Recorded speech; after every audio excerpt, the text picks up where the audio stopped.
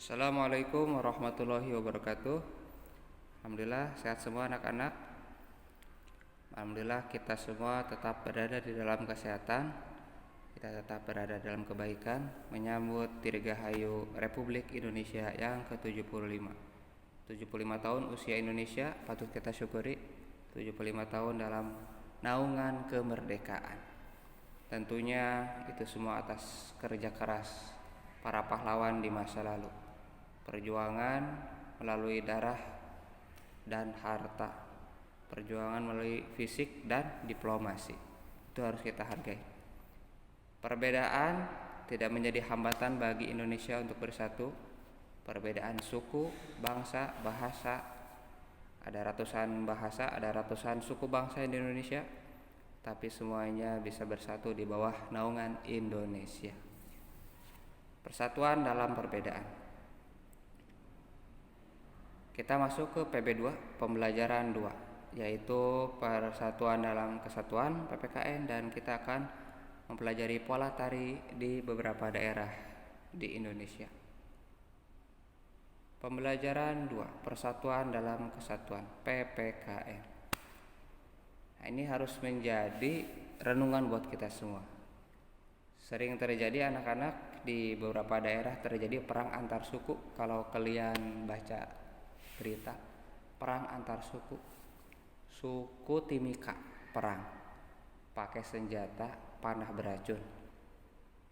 Pernah juga peperangan antar etnis agama di Ambon. Pernah juga peperangan. Nah, itu semua jadi pelajaran buat kita, renungan buat kita bahwasanya Indonesia ini memang negaranya masyarakatnya majemuk itu berbeda-beda, heterogen. Biasanya kalau berbeda-beda kita malas untuk bersatu, ya enggak? Di kelas anak-anaknya, nakal semua. Ada yang rajin, ada yang nakal, ada yang malas. Kira-kira bisa nurut enggak itu belajar di kelas? Bisa nyaman enggak? Nah, kalau kalian pikir pasti enggak bisa.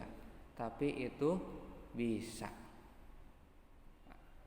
Indonesia pun sama, berbeda-beda suku, bangsa, adat, bahasa, kebudayaan, macam-macam. Tapi semuanya bisa bersatu di bawah semboyan Bhinneka Tunggal Ika. Semboyan ini sering kalian lihat di sebuah pita yang dicengkram oleh burung Garuda. Nah, ini dia. Ini dia semboyan negara kita, Bhinneka Tunggal Ika. Apa artinya? Berbeda-beda tetapi satu jua.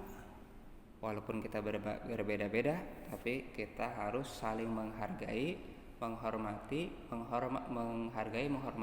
dan toleransi.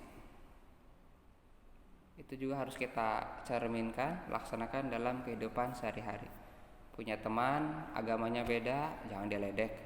Punya teman misal dari suku bangsa mana, jangan diledek. Itu kita meledek itu sudah ada percikan masalah.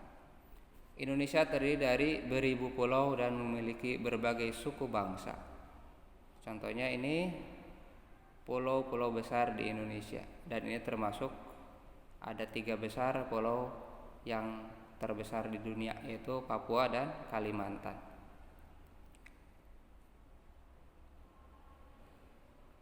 Ada beberapa suku bangsa di Indonesia dengan jumlah anggota terbanyak, yaitu suku Jawa. Jawa itu bisa di mana-mana. Anak-anak suku Jawa itu perantau.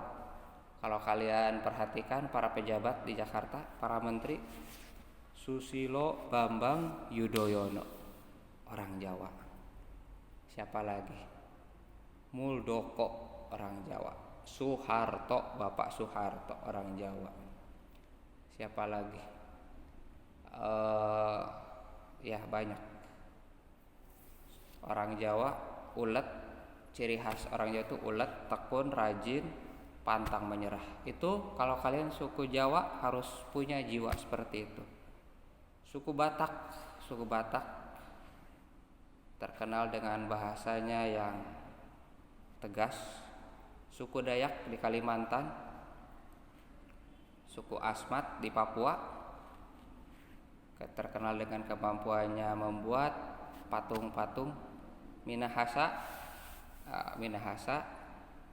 juga suku yang punya keunikan tersendiri, suku Melayu, suku Sunda. Nah, ini suku Madura, suku Sunda di mana? Jawa Barat, Madura di Jawa Timur, suku Betawi di mana? Di Jakarta. Suku Bugis. Ini baru 10 suku yang ada tertulis, padahal masih banyak lagi suku di Indonesia. Keragaman ini bukan menjadi masalah untuk bersatu, bukan menjadi masalah perpecahan. Buktinya apa? Indonesia bisa berdiri 75 tahun itu karena adanya toleransi, menghargai, menghormati antar suku bangsa. Kalau tidak ada begitu, mungkin kalian tidak bisa sekolah. Di mana-mana perang antar suku. Waduh, serem ya.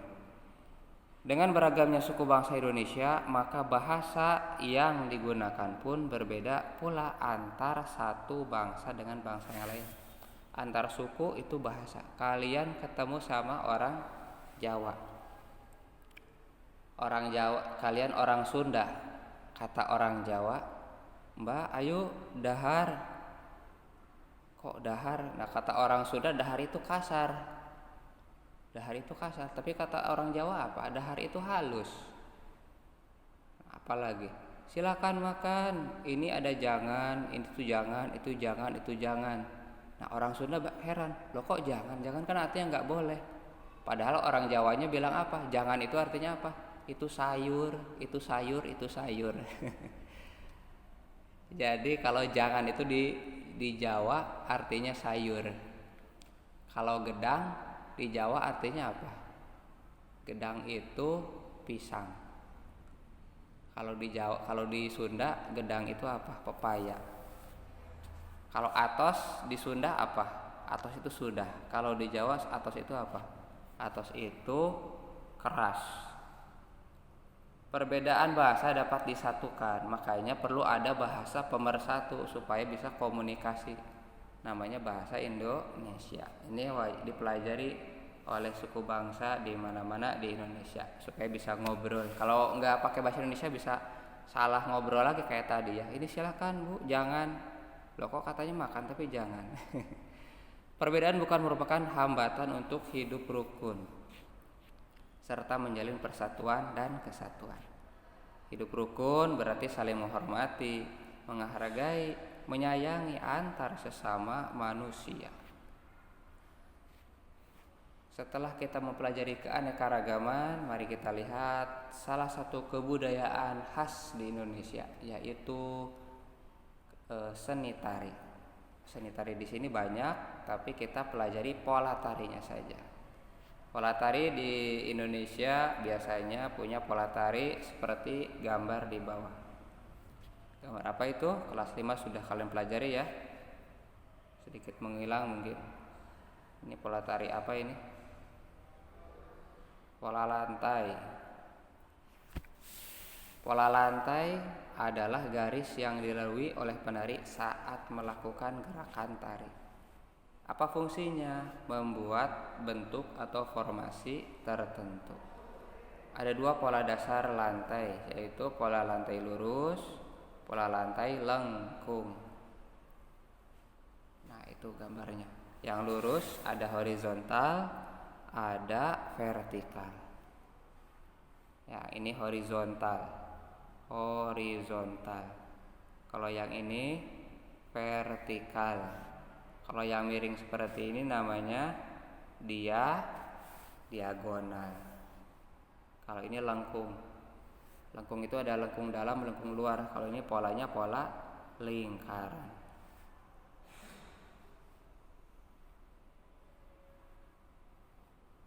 Pola lantai dibuat dengan memperhatikan ruang gerak dan jumlah penari. Jadi perhatikan ruangannya besar atau tidak, jumlah penarinya banyak atau tidak. Kalau nggak diperhatikan ruangannya, nanti paduk dek di panggungnya. Jumlah penarinya kebanyakan, taunya ada yang jatuh, ya nggak? Contoh pola lantai, ya contohnya 1 tari serimpi dari Jawa Tengah. Pola lantainya garis vertikal. Tari saman, ada yang pernah lihat? Tari saman dari Aceh, pola lantainya garis horizontal, yang pakai tepuk-tepuk begitu tari saman namanya. Tari saman mirip dengan tari baginda. Yang ketiga, tari gending Sriwijaya dari Sumatera Selatan, pola lantainya garis diagonal. Yang keempat, tari randai dari Sumatera Barat, pola lantai garis melengkung. Jadi gunanya pola lantai itu untuk memperindah gerakan tari. Ini contoh tari serimpi vertikal. Vertikal itu gimana sih? Artinya dari kita melihat. Nah, kalau kalian melihat ini kan berdiri ya, tegak berdiri itu ke belakang. Jadi ke situ tuh, ke belakang. Ke belakang, vertikal. Garis yang lurus ke belakang. Ada lagi pola lantai tari saman. Nah, ini horizontal. Horizontal.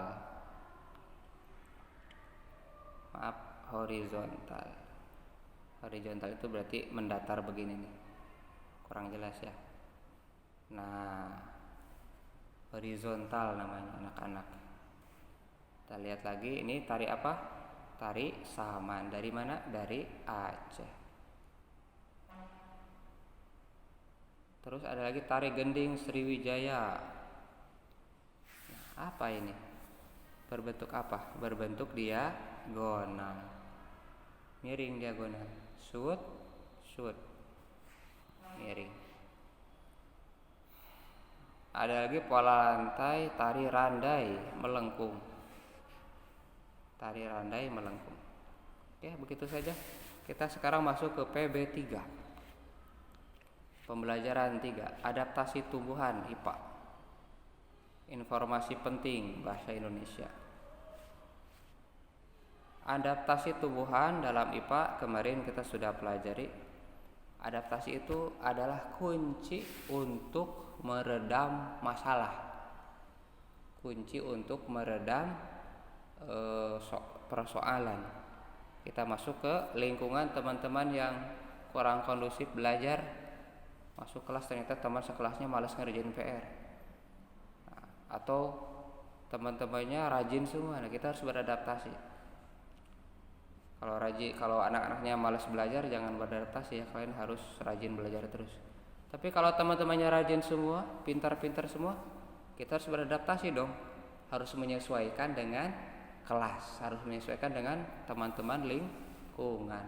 Kita harus ke bawah pintar supaya nanti bisa diterima oleh teman-teman. Begitu juga dengan tumbuhan. Tumbuhan juga mampu beradaptasi. Dengan adanya adaptasi, timbullah kerukunan antar suku bangsa. Pohon jati juga pintar beradaptasi. Pada musim kemarau, dia menggugurkan daunnya untuk menghemat penguapan air. Ini kan terus menguap nih. Kalau panas musim kemarau tuh airnya menguap terus. Waduh, kira-kira apa yang terjadi kalau terjadi penguapan terus? Pohonnya lama-lama mati. Oleh karenanya, supaya tidak terjadi penguapan, pohonnya menghilangkan daunnya, melepaskan daun. Tapi ketika musim penghujan, mumpung banyak air, dia menumbuhkan daun sebanyak mungkin supaya bisa terjadi penguapan sebanyak-banyaknya. Pohon yang kedua yaitu kaktus. Kaktus juga beradaptasi di padang pasir. Padang pasir panas, gersang, tandus, kurang air. Hampir hujan itu setahun mungkin 1 kali. Bagaimana kaktus bisa hidup? Dia beradaptasi memiliki akar yang panjang untuk mencari air di mana-mana. Dia mengecilkan daunnya menjadi seukuran duri tajam. Jadi daunnya itu bukan yang hijau itu, tapi duri ini adalah daunnya kecil, tajam, memperkecil penguapan. Jadi ketika terjadi panas terik mentari di siang hari, penguapannya kecil karena daunnya kecil. Itulah daun pada pohon kaktus beradaptasi. Kalau kalian hidup di padang pasir, kira-kira adaptasi apa yang akan kalian lakukan? Susah ya, harus berbulan-bulan. Kalian harus membawa air sebanyak mungkin, harus memakai pakaian yang longgar seperti orang Arab. Juga sedia payung supaya kalian tidak terjadi dehidrasi. Mungkin itu adaptasi yang manusia bisa lakukan. Semuanya adalah ciptaan Allah. Kaktus, jati, subhanallah. Teratai juga bisa beradaptasi di lingkungan berair. Apa adaptasinya? Dia mempunyai daun yang tipis dan lebar. Dengan adanya daun yang tipis dan lebar, ketika ada matahari, jadi airnya banyak anak-anak. Jadi dia harus sebanyak mungkin melakukan penguapan. Kalau orang itu jadi kebanyakan minum, kalau kebanyakan minum seperti teratai, airnya banyak, kebanyakan minum. Kalau nggak banyak pipis, kalian apa yang terjadi? Kalian banyak minum, tapi kalian pipisnya sedikit. Kira-kira perut kalian kembung nggak? Pasti kembung. Begitu juga dengan teratai. Daunnya tipis, daunnya lebar. Banyak minum dia supaya banyak penguapan. Pohon mah nggak ada pipis ya. Lanjut. Adaptasi juga dilakukan oleh bakau. Kalau kalian lihat pohon bakau, dia tinggal di air asin. Air asin, tidak semua pohon bisa hidup di air asin. Kadar oksigennya sedikit, juga ya salinitasnya sangat tinggi. Tapi bakau bisa hidup dan dia berfungsi sebagai pencegah abrasi laut, abrasi pantai maksudnya. Adaptasi yang kedua, juga pohon itu punya adaptasi terhadap habitat yang berbeda. Contohnya ada tanaman xerofit, ada hidrofit, ada hygrofit pakai G, ada halofit. Apa perbedaannya? Perbedaannya bisa dilihat dari yang ini, hidrofit. Contohnya kiambang, teratai, kangkung hidrilla, yaitu hidrofit itu tanaman yang hidup di air. Yang kedua ada tanaman kaktus, itu namanya tanaman xerofit, tanaman yang hidup di lingkungan yang kering. Yang selanjutnya ada hygrofit pakai G. Kalau pakai G namanya pohon yang hidup di tempat yang lembab. Contohnya lumut, paku, jamur. Termasuk kalian kalau badannya jarang mandi, badannya kotor, jarang cuci kaki, jarang mandi, nanti akan gatal-gatal dan susah sembuhnya. Itu artinya badan kalian sudah ditumbuhi oleh jamur. Biasanya ada di selangkangan, ada di lipatan badan jamur itu. Yang ketiga halofit, yaitu tanaman yang hidup di lingkungan air asin. Yang ketiga, tumbuhan juga melindungi diri dengan cara muncul rambut halus, ada duri, ada getah, ada pahit dan sepat. Yang melindungi dengan rambut halus itu siapa sih? Pohon bambu. Bambu kalau kalian perhatikan jangan sekali-kali ngegesrek batangnya. Itu ada rambutan-rambut halus yang bisa menusuk. Halus sih, cuman tajam juga. Selanjutnya yang kedua tanaman salak, mawar, putri malu, mereka mempunyai duri. Nah, apa ini? Pohon salak. Ini pohon mawar. Ini pohon putri malu. Banyak di semak-semak, semuanya punya duri. Supaya apa? Supaya tidak semua hewan atau binatang lain sembarangan memetik dikau, memetik mereka, menginjak-injak mereka. Jadi ketika mau memakan tuh, waduh mikir dulu nih, jangan-jangan gigi mereka bakal rontok karena duri-duri ini. Selanjutnya buah durian juga punya duri yang tajam. Hati-hati kalau kalian main ke kebun pohon durian, ke hutan durian.